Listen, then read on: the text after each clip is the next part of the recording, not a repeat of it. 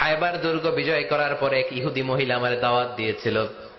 ওই দাওয়াত খেতে যাওয়ার পরে গোশতের মধ্যে বিষ মাখানো হয়েছিল রে আয়েশা। ওই বিষ মাখানো খাসির গোশত খেয়ে যে ব্যথা আমার পেটে উঠেছিল, আজ আবার সেই ব্যথা উঠেছে। বিশ্ব নবী ওই বিষ খাওয়ানো গোশতের কারণে ইন্তেকাল করেছেন। জনৈক বক্তা বলেছেন 20 পানে রাসূল সাল্লাল্লাহু আলাইহি সাল্লামের মৃত্যু হয়েছে, কথাটা একবারে নগদ মিথ্যে। শায়েখ আমাদের মসজিদ এ শুধু মাগরিবের সময় সম্মিলিত মোনাজাত করে। না না, তুমি ঠিক বলছো না। সম্মিলিত মোনাজাত হয়, এটা তো বিদাত কাজ। ওই গ্রামে ছেলেরা নেই, এই ছেলে তোমরা ওই গ্রামে বসবাস করো না, অনুরোধ জানাও কালকে যে ওস্তাজি এই কাজ আর করিয়েন না, সবার পাপ বোঝা ঘাড়ে করিয়েন না। আপনাকে অনুরোধ জানাচ্ছি, আপনি অনুরোধ রক্ষা করেন, পরে আপনার মান সম্মানের হানি হোক, এটা আমরা চাই না। আপনাকে খুব ভালোবাসি, আপনি এই বেদাত কাজ করিয়েন না। এইটা কেন হবে? এখানে তো বহু পুরাতন কথা, আজ থেকে নিয়ে 20-25 বছর আগের কথা। সম্মিলিত মোনাজাত বিদাত, একাই হাত তুলে দোয়া করবে যখন ইচ্ছা। অনেক হাদিস, গর্ভবতী অথবা দুধ পান করানোর কারণে 20 বছর আগে সিয়াম কাজা হয়েছিল, এখন করণীয় কি? স্মরণ থাকলে এখনো করে নিতে হবে, স্মরণ না থাকলে আল্লাহর কাছে ক্ষমা চাইবে। মহিলা শ্রমিককে দিয়ে কৃষি জমিতে কাজ করিয়ে নেওয়া যায়? অমুসলিম হলে নিতে পারেন, ওদের তো আর দিন ধর্ম নেই, পাপও জানে কেউ, তাদের কাছে দুটাই সব। রাব্বানি, রাব্বি, গোলাম মুস্তফা, গোলামুর রসুল, এসব নাম রাখা যাবে কি? জি না। রব্বানি জায়গা রাখা যাবে না, রব্বানি রাখা যাবে না, গোলাম মুস্তফা জায়গা রাখা যাবে না, গোলামুর রসুল রাখা যাবে না, সব হারাম। গোলাম রব্বানি রাখা যাবে। গোলাম রব্বানি আমার প্রতিপালকের গোলাম। আর যখন গোলামুর রাসূল বললেন তখন রাসূলের গোলাম। মানুষ তো আল্লাহর গোলাম, রাসূলের গোলাম হয়? গোলামুর রাসূল মানে রাসূলের গোলাম, এগুলো একটা চলবে না। গোলাম মুস্তফা মানে মোহাম্মদ সাল্লাল্লাহু আলাইহি সাল্লামের গোলাম, একই কথাই হলো। রাব্বানি মানে আমার প্রতিপালক, ও কি আমার প্রতিপালক?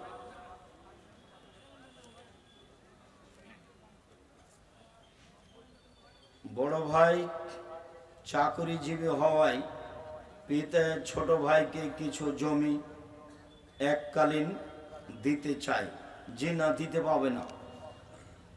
ছোট ছেলে বাড়িতে কাজ করেছে, বড় ভাই পড়াশোনা করেছে, ও কাজ করেনি, এর হিসাব করে কিছু জমি দিতে পারে, সেটা ভিন্ন কথা। কিন্তু এমনিতে জমি লিখে দিতে পাবে না, ওলা হারাম কাজ। নবজাতকের তাহানি কখন করতে হবে? সন্তান প্রসবের পরপরই, 2-1 দিন, 2-3 দিন।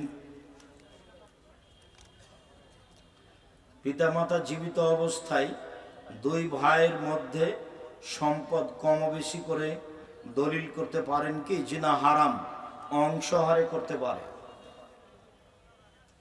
শায়েখ আমার বাবা ব্যাংক থেকে টাকা তুলে, আমি বারবার নিষেধ করি, যার লোন আছে তার জানাজা হবে না। জানাজায় নাই, জাহান্নাম জান্নাত পড়ে।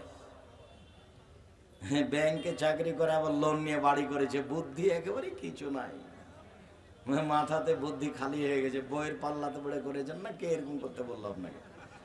কুঁড়ে ঘরে থাকবেন, সময় শেষ। এগুলো করে ঝামেলা করে কিছু লাভ নেই, দুনিয়া শেষ। চলে গেছে ওরা, যাব আমরা। এই নিয়ে কি করবেন?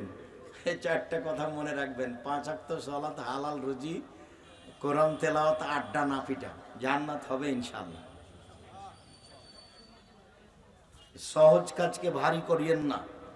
লোন নিয়ে যারা ব্যবসা করছে, বাড়ি করছে, তার জানা যায় হবে না, জানা যায় নাই। শায়েখ, কোনো মেয়েকে যদি তার বাবা জোর করে অপছন্দের ছেলের সাথে বিয়ে দেয়, ওই মেয়ে যদি খোলা তালাক নেই, তবে বাবার অনুমতি ছাড়া অন্যত্রে বিয়ে বসতে পারবে না? খোলা তালাক নিতে পারে, নেওয়াই স্বাভাবিক, তবে বিবাহ অন্যত্রে বসতে পারবে না। বাবাকে বুঝিয়েই বুঝতে হবে। আমাকে বলিও তোমার আব্বার যা, আমি সহযোগিতা করো, তোমার আব্বাকে বলবো ইনশাআল্লাহ। জাকাত দেওয়ার নিয়ম 50,000 বা লাখ, শতকরা 2.5 টাকা। জাকাতের একটা বিস্তারিত বিবরণ আব্দুল্লাহর আছে। আব্দুল্লাহ জাকাতের বিবরণ টানদের খুব সুন্দর করে দেওয়ালে বলা আছে। আজান শোনার পরে বাড়িতে নামাজ আদায় করলে নামাজ হবে কি? আল্লাহ রাসূল বলেছেন হবে না। কোনো সমস্যার কারণে পড়তে পারে। মহিলাদের পর্দা কেমন হবে? মহিলারা তো ঢাকা বস্তু, পর্দা শক্তভাবে পর্দা করতে হবে।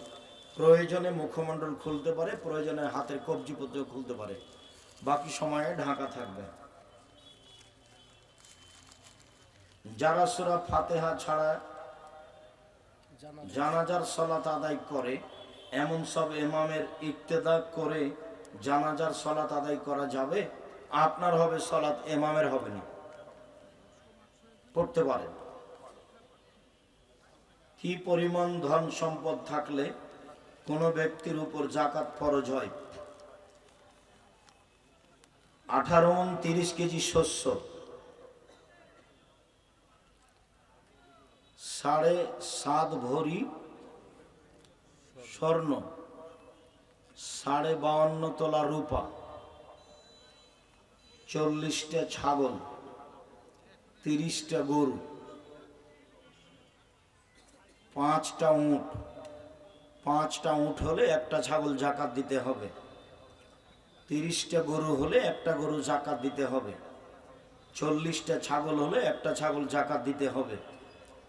7.5 ভরি স্বর্ণ সমমূল্য টাকা জমা থেকে 1 বছর পার হলে জাকাত দিতে হবে। 7.5 ভরি সমমূল্য টাকা বা 52.5 তোলা রূপা সমমূল্য টাকা, আনুমানিক 75,000 টাকা বা লাখখানেক টাকা 1 বছর থাকলে জাকাত দিতে হবে। স্বর্ণ হিসাবে প্রায় 3.5 লাখ টাকা 1 বছর থাকলে জাকাত দিতে হবে।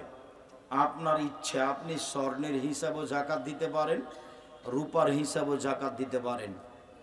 18 মণ 30 কেজি শস্য হলে 20 ভাগের 1 ভাগ শস্য ওসর দিতে হবে। আইনে রাসূল সাল্লাল্লাহু আলাইহি সাল্লাম 5 ওয়াক্তের নামাজ শেষে শেষ রাকাতে রুকু সিজদা থেকে উঠে সামি আল্লাহু লিমান হামিদা পড়ার পর হাত তুলে পড়তে হবে কি? প্রতি নামাজে মেয়েদের কি বিধান? কথা বুঝিনি। শুকরিয়া, জাযাকুমুল্লাহ খায়ের।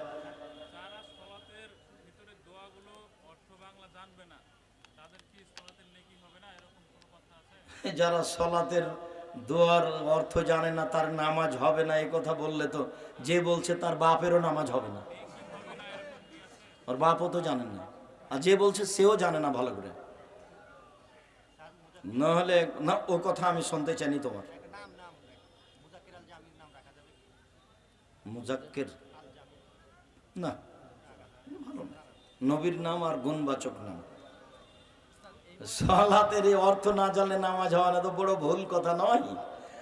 আমরা আমরা কে জানি? আমরা নিজেরা বলছি। আমি যদি বলি তো আমার বাপের নামাজ হয়নি, এমনি চলে গেছে। আমার বাপ তো জানতো না। এখন যে বলছে তার বাপ জানে না, একবারে নগদ। তুমি না হলে বাস্তব পরীক্ষা করে দেখো।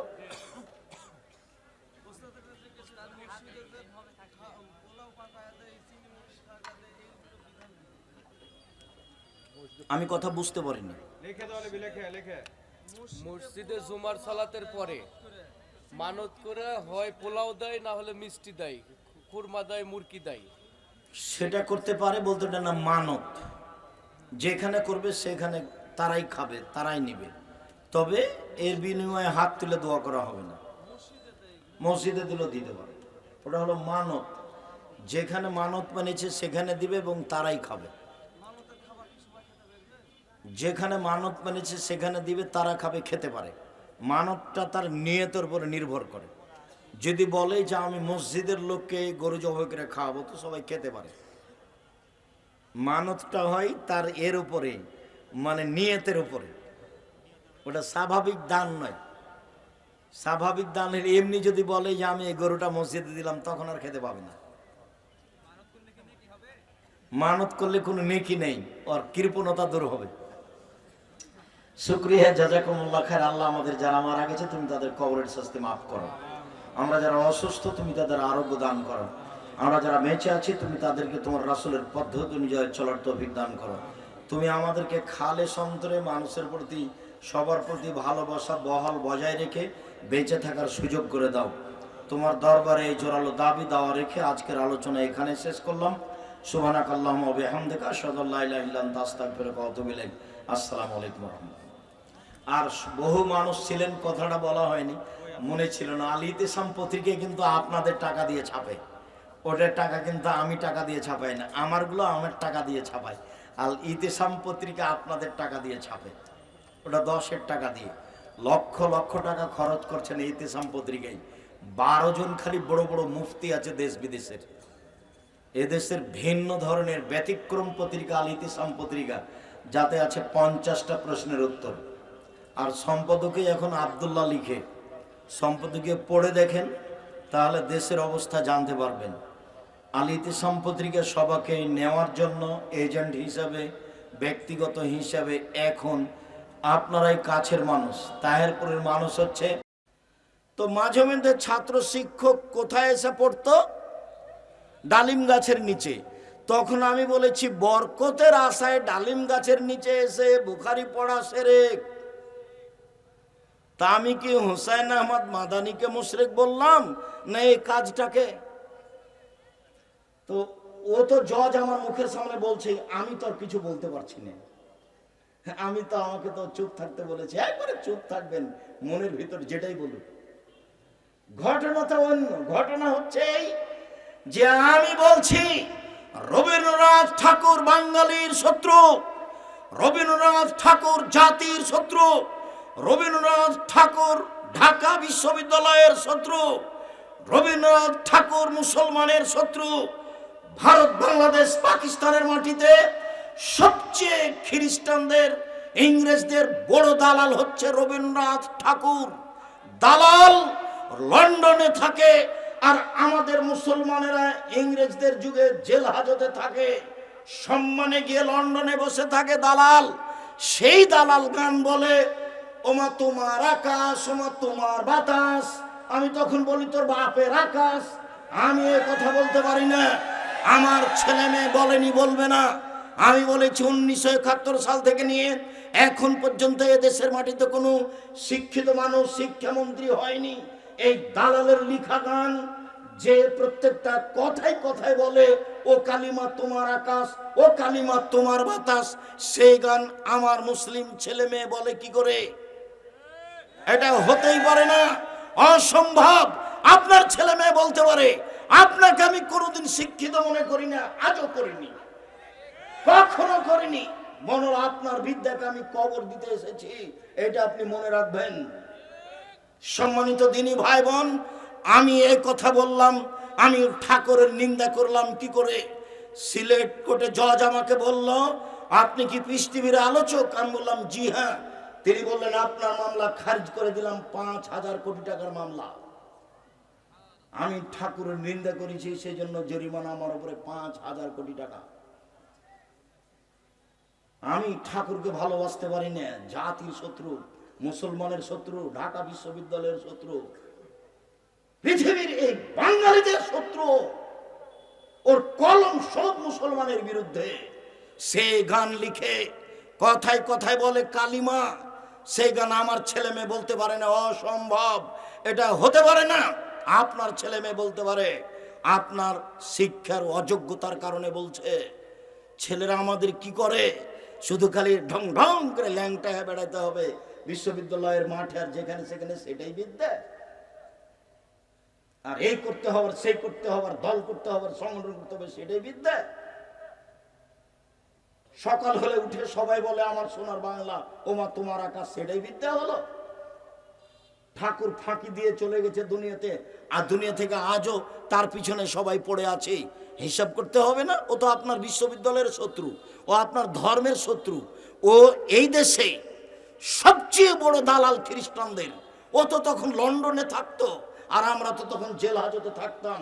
কেনা সেই ইতিহাস জানে না। সম্মানিত দিনী ভাই বোন, বলছিলাম রাসূল সাল্লাল্লাহু আলাইহি ওয়াসাল্লাম বলেন সদাচরণ, আল মুমিন লিল মুমিন কাল বুনিয়ান, একজন মুমিন আরেকজন মুমিনের জন্য প্রাসাদের মতো। সুম্মা সাব্বাকা বাইনা আসাবিহি, এবার তিনি দেখাচ্ছেন প্রাচীর প্রাসাদ। তিনি নিজে দেখাচ্ছেন, ডান হাতের আঙ্গুল বাম হাতের আঙ্গুলের ভিতরে ঢুকিয়ে দিলেন। আঙ্গুল যেমন একটা আরেকটার মধ্যে ঢুকে গেল, একজন মুমিন আরেকজন মুমিনের জন্য এরকম এইভাবে তাকে থাকতে হবে। আমি আপনার দলের সাথে থাকি না, আমি বিপদে পড়লে আপনি খুশি হন, তো এইটা হলো কি করে? আবু হুরায়রা রাদিয়াল্লাহু তাআলা আনহু বলেন, রাসূল সাল্লাল্লাহু আলাইহি সাল্লাম বলেছেন, আল মুমিন লিল মুমিন কারাজুলিন ওয়াহিদ, সারা পৃথিবীর মুসলিম পুরুষ নারী একজন মানুষ, একজন। ইনিস্তাকা আইনুহু ইস্তাকা কুল্লুহু, চোখে ব্যথা হলে সম্পূর্ণ ব্যথা বুঝতে পারেন। অনিস্তাকা রাসু ইস্তাকা কুল্লুহু, মাথায় ব্যথা হলে সম্পূর্ণ শরীরে ব্যথা বুঝতে পারেন। আপনি যেমন সম্পূর্ণ শরীরে ব্যথা বুঝতে পারেন, আর একজন মুমিন আপনি বিপদে পড়লে সেও বিপদে পড়বে, ব্যথা বুঝবে, তার নাম মুমিন। আপনি বিপদে পড়লে আমি খুশি হই, তখন আমি মুমিন নই, আমি একজন শয়তান মানুষ, ও বিপদে আছে। আর আমি তার উপরে খুশি হই, এটা কেমনে হয়? আপনি এটা কি দিয়ে বুঝলেন? সম্মানিত দিনী ভাই বোন, আমি তাহেরপুর এলাকার লোককে, রাজশাহীর মানুষকে, দিনী ভাই বোনকে অনুরোধ জানাচ্ছি, একেবারে মাটির মানুষ হয়ে, একেবারে স্বাভাবিক হয়ে, পরস্পরকে ভাই মনে করে, সে হিন্দু হোক না কেন, তার সাথে খারাপ আচরণ করার কোনো সুযোগ নেই। তার ক্ষতি করতে হবে এরকম কোনো সুযোগ নেই। সে মানুষ, সে আপনার সাথে ভালো আচরণের অধিকার রাখে। আজ থেকে কোনোদিন সাইকেলের সাথে কারো সাইকেল বেঁধে গেলে প্রতিশোধ নেবেন না, গাড়ির সাথে গাড়ি লেগে গেলে প্রতিশোধ নেবেন না, পাড়া প্রতিবেশীর সাথে ঝগড়া করবেন না, ধৈর্যের পরিচয় দিবেন। আল্লাহ রাসূল বললেন, চারটে জিনিস আছে যার, সবকিছু আছে তার। চারটে জিনিস নেই যার, কোনো কিছু নেই তার। চারটে জিনিস আছে যার, সবকিছু আছে তার। এক, আলমারাতুস সালেহা, ভালো স্ত্রী। ভালো স্ত্রী আছে যার, সবকিছু আছে তার। দুই, আল জারুস সালেহ, ভালো প্রতিবেশী। ভালো প্রতিবেশী যার, সবকিছু আছে তার। তিন, আল মারকাবুল হানি, একটা ভালো গাড়ি। একটা সাইকেল ভালো চেন পড়ে না, একটা গাড়ি চাকা নষ্ট হয় না। ভালো গাড়ি যার, সবকিছু আছে তার। ভালো গাড়ি নেই যার, কোনো কিছু নেই তার। চার, আল বাইতুল ওয়াসি, প্রশস্ত ঘর, যেখানে মেহমান বসতে পারবে, মেহমান খাবে, এরকম প্রশস্ত ঘর যার, সবকিছু আছে তার। সংকীর্ণ ঘর যার, কোনো কিছু নেই তার। চারটে জিনিস আছে যার, সবকিছু আছে তার, সুখময় জীবন তার। এক, ভালো স্ত্রী। দুই, ভালো প্রতিবেশী। তিন, ভালো গাড়ি। চার, একটি প্রশস্ত ঘর। সম্মানিত দিনী ভাই বোন, আমি একটি হাদিস পড়েছিলাম, এতক্ষণ পর্যন্ত সামাজিক ভাবে চলছিলাম, এবার আপনাকে পারিবারিক ভাবে একটু দেখাই। রাসূল সাল্লাল্লাহু আলাইহি সাল্লাম বললেন, যে হাদিসটা বলেছিলাম আবার সেখানে ফিরে যাই। তিনি বলেন, মান আলা জারিয়াতাইনে, কেউ যদি দুইটা মেয়ের লালন পালন করে, দুইটা মেয়ে, হাত্তা তাবলগা, মেয়ে দুটি বড় হওয়া পর্যন্ত, বিদ্যা শিখিয়ে দিল, শিষ্টাচার শিখিয়ে দিল, নিয়ম কানুন শিখিয়ে দিল, বিবাহ শাদী দিয়ে দিল, তাহলে হুয়া ওয়ানা ফিল জান্নাহ হাকাজা, সেই পিতা এবং আমি জান্নাতে এইভাবে থাকবো। তর্জনী এবং মধ্যমা আঙ্গুল দিয়ে ইশারা করে দেখালেন, দুইটাই আঙ্গুল জমা ধরে আছে। পৃথিবীর মানুষ মনে রেখো, কেউ যদি দুইটা মেয়ের লালন পালন করে, সেই ব্যক্তি আর আমি জান্নাতে এইভাবে থাকবো। তিনি বলছেন, পৃথিবীর মানুষ মনে রেখো, কেউ যদি একটা ইয়াতিমের লালন পালন করে, ইয়াতিম একটা ইয়াতিমের লালন পালন করে, যে ব্যক্তি লালন পালন করে সেই ব্যক্তি আর আমি মুহাম্মদ সাল্লাল্লাহু আলাইহি সাল্লাম জান্নাতে এইভাবে থাকবো। তখনও তিনি তর্জনী এবং মধ্যমা আঙ্গুল ইশারা করে দেখালেন, তবে একটু ফাঁকা করলেন।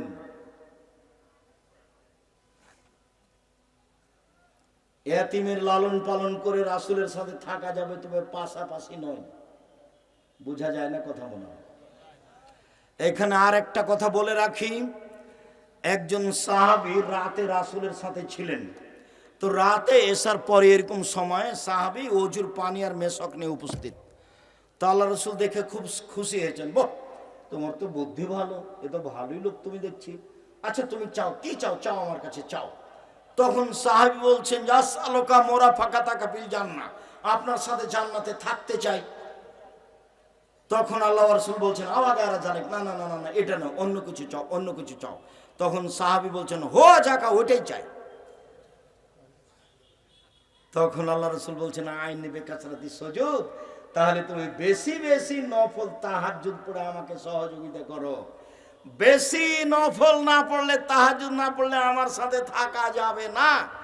তাহাজ্জুদ নিয়মিত পড়ে রাসূলের সাথে থাকা যাবে কি না সেইটা অস্পষ্ট। তবে দুইটা মেয়ের লালন পালন থাকলে রাসূলের সাথে জান্নাতে থাকা যাবে, এই কথা মুহাম্মদ সাল্লাল্লাহু আলাইহি সাল্লাম বলেন। মেয়ের সাথে ভালো আচরণ করুন, স্ত্রীর সাথে ভালো আচরণ করুন। আপনি মহিলা মানুষ, 4টা কাজ করলে জান্নাত পাবেন ইনশাআল্লাহ। 5 ওয়াক্ত সালাত, রমজান মাসের রোজা, সিয়াম, স্বামীকে মেনে চলা, তিতা লাগলেও মিঠা লাগলেও, তিতা লাগলেও মিঠা লাগলেও স্বামীকে মেনে চলবেন যে কোনো মূল্যে। জেনায় লিপ্ত হবেন না, জান্নাতের সব দরজা খোলা। আপনারা নিরাশা হবেন না। আব্দুর রাজ্জাক সাহেব, আমাদের জন্য জান্নাতের সব দরজা খোলা কিভাবে? আপনি সুন্দর করে ওযু করার পরে যখন বলবেন, আশহাদু আল্লা ইলাহা ইল্লাল্লাহু ওয়াহদাহু লা শারীকা লাহু ওয়া আশহাদু আন্না মুহাম্মাদান আবদুহু ওয়া রাসূলুহু, তখন আপনার জন্য জান্নাতের সব দরজা খুলে যাবে। আপনার জন্য সহজ পথ। সম্মানিত দিনী ভাই বোন, আমি আপনাকে এই পর্যন্ত বলে জরুরি 2-1টি কথা বলতে চাই। মনে রাখা ভালো হবে, এ দেশের শিরক মুক্ত প্রতিষ্ঠান জামিয়া সালাফিয়া, বিদআত মুক্ত প্রতিষ্ঠান জামিয়া সালাফিয়া, দল মুক্ত প্রতিষ্ঠান জামিয়া সালাফিয়া, হিংসা মুক্ত প্রতিষ্ঠান জামিয়া সালাফিয়া, দেশের সর্ববৃহৎ আয়তনে, শিক্ষক গুণে, শিক্ষক সংখ্যায় সবচেয়ে বড় প্রতিষ্ঠান জামিয়া সালাফিয়া। জাতির জন্য যেমন দিন প্রচার করে কল্যাণ কামনা করি, প্রতিষ্ঠানের মাধ্যমে তেমন কল্যাণ কামনা করতে চাই। তার জন্য দোয়া করবেন। সাথে সাথে সারা দেশ জুড়ে মক্তব পরিচালনা করতে চাই, সেটুকু খেয়াল রাখবেন। সারা দেশ জুড়ে এমএমরা শিক্ষার জন্য প্রশিক্ষণ নিতে পারে, ফিরে যাবে, ফিরে আসবে, ফিরে খাবে, তাদের প্রশিক্ষণের ব্যবস্থা আছে জামিয়া সালাফের পক্ষ থেকে, সেগুলি মূল্যায়ন করবেন। সম্মানিত দিনী ভাই বোন, আমি আলোচনার শেষে এসে আপনাকে আমাদের বই পুস্তকগুলি নেওয়ার জন্য অনুরোধ জানাচ্ছি। আজকের আলোচনা রয়েছে উপদেশ বইয়ে, উপদেশ বইটা নিয়ে এবং অন্যান্য বই।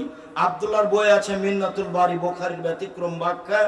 আব্দুল্লাহর বই আছে ফিলিস্তিন নিয়ে, ফিলিস্তিন নিয়ে বিস্তারিত লিখেছে। আরো আব্দুল্লাহর বই আছে আপনার সজলের সাথে যে বাহাস করেছিল সেইটা। অন্যান্য বইগুলি সংগ্রহ করবেন। আপনাদের সকলের কল্যাণ কামনা করে চাল চলনের বিষয়টি গুরুত্ব সহকারে দেখার আন্তরিকভাবে অনুরোধ জানিয়ে আলোচনার শেষে এসে একটা জিজ্ঞাসা। আমি একজন বিকাশের ছোটখাটো ব্যবসায়ী, আমার তেমন কোনো ক্যাশ নাই। যদি আমার আত্মীয় বন্ধুর নিকট হতে কন্ট্যাক্ট ছাড়া কিছু টাকা নিই, যার লাভের অংশ কিছুটা তাদেরকে দেই। যেহেতু বিকাশে লস নেই, বিধায় এমন লেনদেন শরীয়তে জায়েজ কিনা? যেখানে লস নেই সেই বিধান কি আর চলে?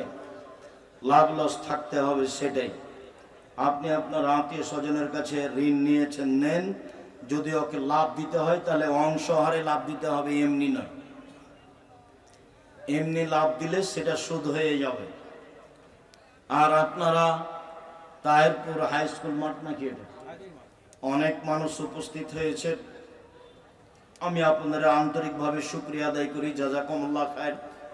আমি আপনাদের ভালোবাসাকে স্বাগতম জানাই, জাযাকুমুল্লাহ খায়ের।